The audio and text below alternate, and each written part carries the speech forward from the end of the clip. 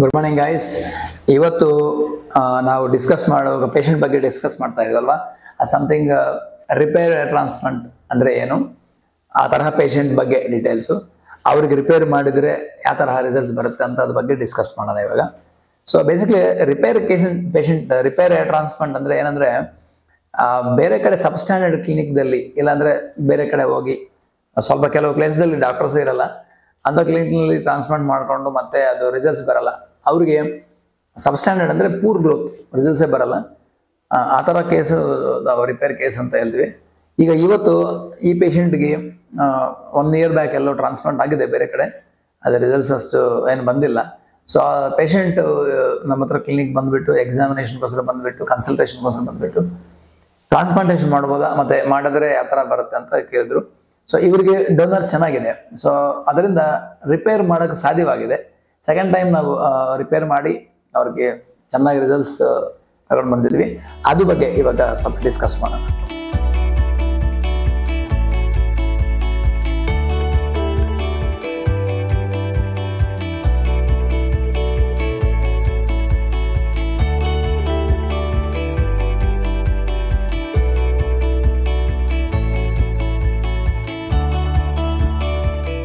ಈ patient consultation ನಮ್ಮ ಹತ್ರ ಬಂದ್ಬಿಟ್ಟು ಕೇಳಿದ್ರು, ಇದು ಟ್ರಾನ್ಸ್ಪ್ಲಾಂಟೇಷನ್ ಆಲ್ರೆಡಿ ಆಗಿದೆ, ಆನ್ ಎಕ್ಸಾಮಿನೇಷನ್ ಅಂದ್ರೆ ನಾವು ಎಕ್ಸಾಮಿನೇಷನ್ ಮಾಡಿದ ತಕ್ಷಣ ಡೋನರ್ ಏರಿಯಾ ಯೂಶಲಿ ಎಕ್ಸಾಮಿನ್ ಮಾಡ್ತೀವಲ್ವಾ, ಯಾಕಂದ್ರೆ ಡೋನರ್ ಏರಿಯಾದಲ್ಲಿ ಎಷ್ಟು ಗ್ರಾಫ್ಟ್ಸ್ ಇದಾವೆ ಅದ್ರ ಮೇಲೆ ಟ್ರಾನ್ಸ್ಪ್ಲಾಂಟೇಷನ್ ರಿಸಲ್ಟ್ಸ್ ಡಿಪೆಂಡ್ ಆಗಿದೆ.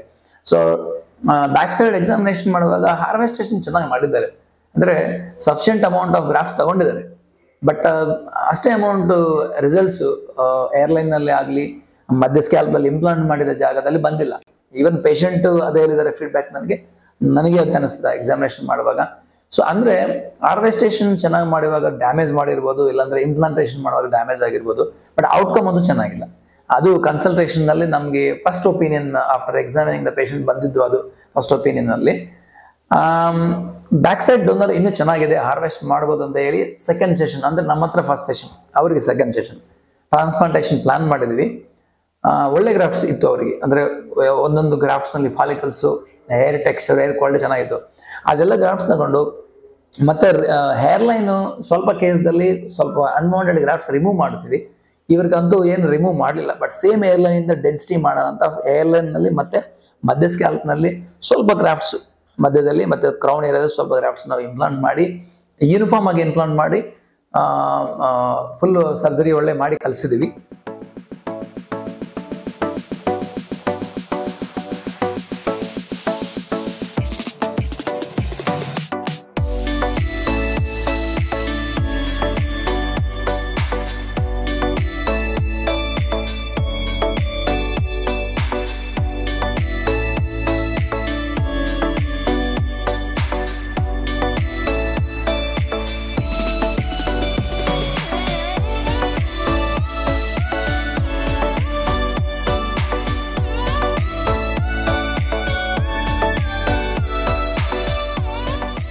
ಸೊ ಸರ್ಜರಿ ಒಳ್ಳೆ ಆಗಿದೆ, ಯಾಕಂದ್ರೆ ಒಳ್ಳೆ ಗ್ರಾಫ್ಟ್ ಸಿಕ್ತು, ಪೇಷಂಟ್ ವೆಲ್ ಕೋಆಪರೇಟಿವ್ ಇದ್ರು, ಮತ್ತೆ ಸರ್ಜರಿನೂ ಒಳ್ಳೆ ಆಗಿ ನೀಟಾಗಿ ಕಲಿಸಿದ್ವಿ. So results usually after 8 months ಆದ್ಮೇಲೆ ಬರ್ತವೆ, ಬಟ್ 8 to 9 months 10 months ಮಧ್ಯದಲ್ಲಿ ನೋಡಿದ್ರೆ ಒಳ್ಳೇದು. ಸೊ ಈ ಪೇಷಂಟ್ 10 months ಆದ್ಮೇಲೆ ರಿಸಲ್ಟ್ಸ್ ರಿವ್ಯೂಗೋಸ್ಕರ ಬಂದಿದ್ರು. ಮಧ್ಯದಲ್ಲಿ PRP ಸೆಷನ್ಸ್ ಮತ್ತೆ ಫ್ಯೂ ಮಲ್ಟಿವೈಟಮಿನ್ಸ್ ಕೊಟ್ಟಿದ್ವಿ, ಮತ್ತೆ ಬೇರೆ ಏನು ಕೊಡ್ಲಿಲ್ಲ. ಸೊ ರಿಸಲ್ಟ್ಸ್ ನೋಡುವಾಗ ಬ್ಯೂಟಿಫುಲ್ ಹೇರ್ ಲೈನ್ ಅವ್ರಿಗೆ, ಅಂದ್ರೆ ಇನ್ನು ಆಕ್ಚುಲಿ 95% ನ್ಯಾಚುರಲ್ನೆಸ್ ಮಾತ್ರನೇ ಇದೆ. ಇದು ಫಸ್ಟ್ ಟೈಮ್ ನಾವು ಮಾಡಿದ್ರೆ ಇಲ್ಲಿ ಏನಾಗುತ್ತೆ ಅಂದ್ರೆ ನ್ಯಾಚುರಲ್ ಆಗಿ ಇಂಪ್ಲಾಂಟ್ ಮಾಡ್ಬೋದು. ಆಲ್ರೆಡಿ ಸಮನ್ ಮಾಡಿದ್ದಾರೆ, ನಾವು ಮಧ್ಯದಲ್ಲಿ ಮಾಡ್ಬೇಕು, ಅದರಿಂದ ಸ್ವಲ್ಪ 95% ಮಾತ್ರನೇ ನ್ಯಾಚುರಲ್ನೆಸ್ ಇದೆ. ಬಟ್ ಹವೆವರ್ ಪೇಷಂಟು ಹ್ಯಾಪಿ, ನಾವು ಬಹಳ ಹ್ಯಾಪಿ, ಯಾಕಂದ್ರೆ beautiful thick hair line natural ಆಗಿ ಬ್ಲೆಂಡ್ ಆಗ್ತದೆ ಬ್ಯಾಕ್ ಸೈಡ್ಗೆ. ಮಧ್ಯ ಸ್ಕ್ಯಾಲ್ಪ್ನಲ್ಲಿ ನೋಡಿದ್ರೆ ಡೆನ್ಸಿಟಿ ಬ್ಯೂಟಿಫುಲ್ ಬಂದಿದೆ. ಇದೇನಂದ್ರೆ ಮೆಟಿಕ್ಯುಲಸ್ ಆಗಿ ಟ್ರಾನ್ಸ್ಪ್ಲಾಂಟೇಷನ್ ಒಳ್ಳೆ ಡಾಕ್ಟರ್ ಹತ್ರ ಮಾಡ್ಕೊಂಡ್ರೆ ಈ ತರ ರಿಸಲ್ಟ್ಸ್ ಬರ್ತದೆ. ಇಲ್ಲಾಂದ್ರೆ ಫಸ್ಟ್ ಸೆಷನ್ ನಲ್ಲಿ ನೋಡಿದ್ರಲ್ಲ, ಅವ್ರಿಗೆ ಡೆನ್ಸಿಟಿ ನಾಟ್ ಇವನ್ 10-20% ಇಂಪ್ರೂವ್ ಆಗಿಲ್ಲ.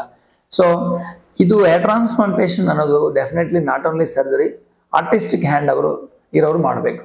ಅಂದ್ರೆ ಗ್ರಾಫ್ಸ್ ಒಂದೊಂದು ನಾವು ಎಕ್ಸ್ಟ್ರಾಕ್ಟ್ ಮಾಡುವಾಗ ಡ್ಯಾಮೇಜ್ ಮಾಡಬಾರ್ದು, ಮತ್ತೆ ಸಪರೇಷನ್ ಮಾಡುವಾಗ ಡ್ಯಾಮೇಜ್ ಮಾಡಬಾರ್ದು, ಮತ್ತೆ ಇಂಪ್ಲಾಂಟ್ ಮಾಡುವಾಗ ಆಗಿ ಡ್ಯಾಮೇಜ್ ಮಾಡಬಾರ್ದು. ಆಲ್ಮೋಸ್ಟ್ 6 to 7 hours ಬಹಳ ಕೇರ್ಫುಲ್ ಆಗಿ ಮೆಟಿಕ್ಯುಲಸ್ ಆಗಿ ಮಾಡಬೇಕಾಗುತ್ತೆ.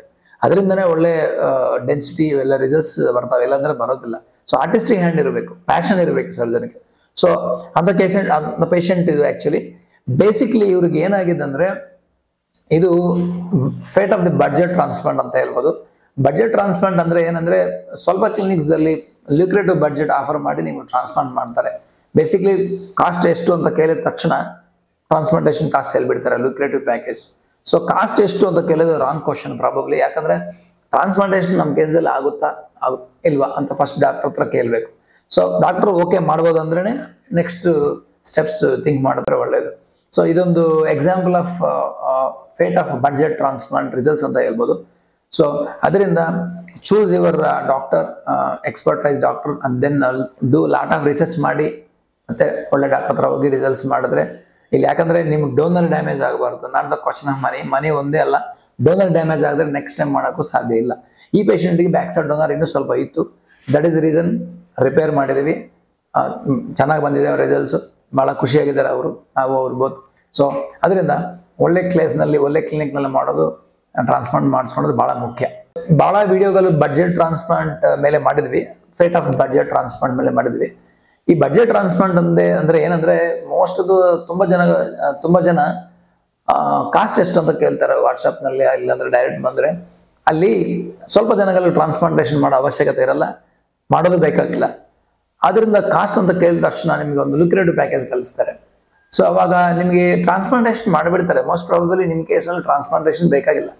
ಸೊ ಅದರಿಂದ ಕಾಸ್ಟ್ ಅಂತ ಕೇಳಬಾರ್ದು. ಪ್ರೊಸೀಜರ್, ಈಗ ಟ್ರಾನ್ಸ್ಪ್ಲಾಂಟೇಷನ್ ನಮ್ಗೆ ಯೂಸ್ಫುಲ್ ಆಗುತ್ತಾ ಇಲ್ವಾ, ನಾನು ಗುಡ್ ಕ್ಯಾಂಡಿಡೇಟ್ ಟ್ರಾನ್ಸ್ಪ್ಲಾಂಟೇಷನ್ ಮಾಡ್ಕೊಂಡೋಗೆಲ್ಲ ಅಂತ ಕೇಳ್ಬೇಕು ಡಾಕ್ಟರ್ ಹತ್ರ. ನಿಮ್ ಡಾಕ್ಟರ್ ಹತ್ರ ಭೇಟಿಯಾಗಿ ಡಿಸ್ಕಸ್ ಮಾಡಿ, ಓಕೆ ಟ್ರಾನ್ಸ್ಪ್ಲಾಂಟೇಷನ್ ಮಾಡ್ಬೋದು, ನೀವು ಒಳ್ಳೆ ಡೋನರ್ ಇದೆ, ಕರೆಕ್ಟ್ ಏಜ್ ಇದೆ, ಫ್ಯಾಮಿಲಿ ಹಿಸ್ಟ್ರಿ ಪ್ರಕಾರ ಇದು ಎಲ್ಲ ಮಾಡ್ಬೋದು ಅಂದ್ರೆ ಅವಾಗ ಟ್ರಾನ್ಸ್ಪ್ಲಾಂಟೇಷನ್ ನೆಕ್ಸ್ಟ್ ಸ್ಟೆಪ್ಸ್ ಪ್ರೊಸೀಜರ್ ಏನು, ಕಾಸ್ಟ್ ಏನೋ ಡಿಸ್ಕಸ್ ಮಾಡ್ಬೋದು. ಡೈರೆಕ್ಟ್ ಆಗಿ ಕಾಸ್ಟ್ ಅಂತ ಕೇಳಿದ್ರೆ ಮೋಸ್ಟ್ ಆಫ್ ದ ಕ್ಲಿನಿಕ್ಸ್ ನಿಮಗೆ ಲ್ಯೂಕ್ರೇಟಿವ್ ಪ್ಯಾಕೇಜ್ ಒಂದು ಆಫರ್ ಮಾಡಿಬಿಟ್ಟು ಟ್ರಾನ್ಸ್ಪ್ಲಾಂಟೇಷನ್ ಮಾಡಿಬಿಡ್ತಾರೆ. ಅಲ್ಲಿ ನೀವು ಟ್ರಾನ್ಸ್ಪ್ಲಾಂಟೇಷನ್ ಬೇಕಾಗಿರಲ್ಲ. ಸೊ ಅದರಿಂದ the fate of the budget transplant starts from there, ಅಲ್ಲಿಂದ ಶುರು ಆಗುತ್ತೆ ಇದು. ಅದು ಸೆಕೆಂಡ್ ಏನಂದ್ರೆ ಟ್ರಾನ್ಸ್ಪ್ಲಾಂಟೇಷನ್ ಮಾಡೋದು ಆಕ್ಚುಲಿ ಎಕ್ಸ್ಪರ್ಟೈಸ್ ಟೀಮ್ ಬೇಕು, ಎಕ್ಸ್ಪರ್ಟ್ ಸರ್ಜನ್ಸ್ ಬೇಕು. ಸೊ ಲ್ಯೂಕ್ರೇಟಿವ್ ಪ್ಯಾಕೇಜ್ ಕೂಡ ಅವರು ಎಕ್ಸ್ಪರ್ಟ್ ಸರ್ಜನ್ ಇಂದ ಮಾಡಲ್ಲ ನಿಮ್ಮ ಟ್ರಾನ್ಸ್ಪ್ಲಾಂಟ್. ಸೊ ಅದಕ್ಕಾಗಿ ಒಳ್ಳೆ ರಿಸರ್ಚ್ ಮಾಡಿ ರಿಸಲ್ಟ್ಸ್ ನೋಡಿ ದೆನ್ ಡಿಸೈಡ್ ಅದರ್ ಟ್ರಾನ್ಸ್ಪ್ಲಾಂಟ್ ಇವ್ರ ಹತ್ರ ಮಾಡ್ಕೋಬೋದು, ಎಲ್ಲ ಡಿಸೈಡ್ ಮಾಡಿ ಟ್ರಾನ್ಸ್ಪ್ಲಾಂಟೇಷನ್ ಮಾಡ್ಕೊಳ್ಳಿ.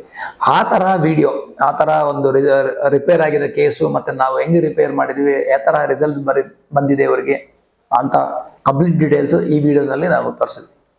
Thanks for watching.